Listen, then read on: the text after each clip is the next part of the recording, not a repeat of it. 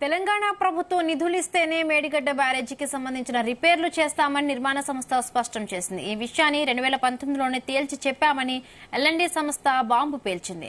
తాము కోరిన రిపేర్లకు సంబంధించిన డిజైన్లు, అవసరమైన నిధులను ఇరిగేషన్ డిపార్ట్మెంట్ అప్పటి ప్రభుత్వం ఇవ్వలేదని వెల్లడించింది.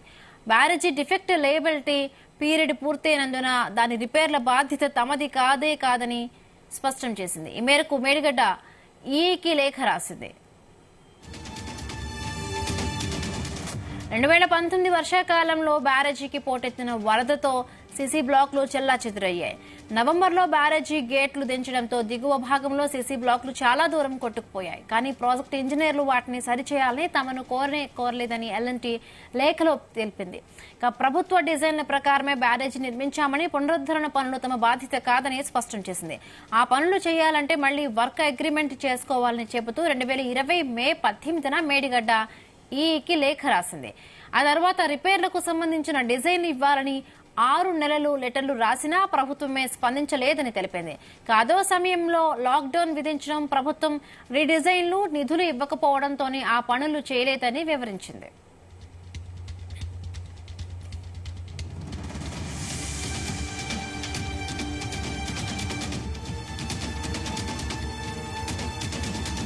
మేడిగడ్డ బ్యారేజీ నిర్మాణం కోసం ఇరిగేషన్ డిపార్ట్మెంట్ తో ఎల్ఎన్టీ సంస్థ 2016 ఆగస్టు 26న వర్క్ అగ్రిమెంట్ చేసుకుంది. ప్రభుత్వం ఇచ్చిన డిజైన్లకు లోబడే బ్యారేజీని నిర్మించామని లేఖలో ఎల్ఎన్టీ స్పష్టం చేసింది. బ్యారేజీ నిర్మాణానికి సానుకూల వాతావరణం లేకున్నా అనేక ప్రతిబంధకాలను అధిగమించి నిర్దేశిత సమయంలోనే పనులు పూర్తి చేశామని చెబుతోంది.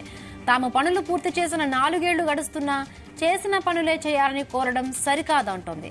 2019 జూన్ 21న మేడిగడ్డ బ్యారేజీని ప్రారంభించగా వరుసగా 4 ఏళ్లు భారీ వరదలను తట్టుకొని నిలిచిందని తెలిపింది. 2020 జూన్ 29న బ్యారేజీ నిర్మాణం పూర్తి చేశామని ఇంజనీర్లు సర్టిఫికేట్ ఇచ్చారని ప్రకటించింది. ఆ రోజు నుండి 2 ఏళ్ల పాటు అంటే 2022 జూన్ 28న డిఫెక్ట్ లయబిలిటీ పీరియడ్ పూర్తయిందని తేల్చి చెప్పింది. అయితే బ్యారేజీ ఆపరేషన్స్ అండ్ మెయింటెనెన్స్ పీరియడ్ మాత్రం 2025 జూన్ 28 వరకు ఉందని తెలిపింది.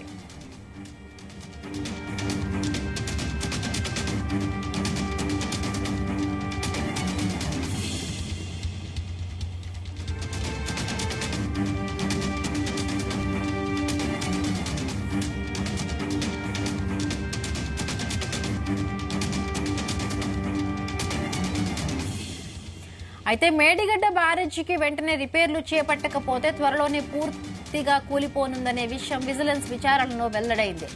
నీటిపారుదల శాఖ ఉత్తమ్ కుమార్ రెడ్డి చెప్పారు. అన్నారం, సుందిళ్ల బ్యారేజీలు సైతం ప్రమాదంలో ఉన్నాయని విజిలెన్స్ పేర్కొందన్నారు. ఈ మేరకు విజిలెన్స్ విచారణ నివేదిక ప్రభుత్వానికి చేరిందన్నారు. మేడిగడ్డ కూలితే ఇప్పటి వరకు మాజీ సీఎం కేసీఆర్ నోరు మెదపడం లేదని రాష్ట్ర ప్రభుత్వం ఫైర్ అవుతోంది. ఇది మానవ తప్పిదం వల్లే ఈ పరిస్థితి దాపరించిందంటోంది.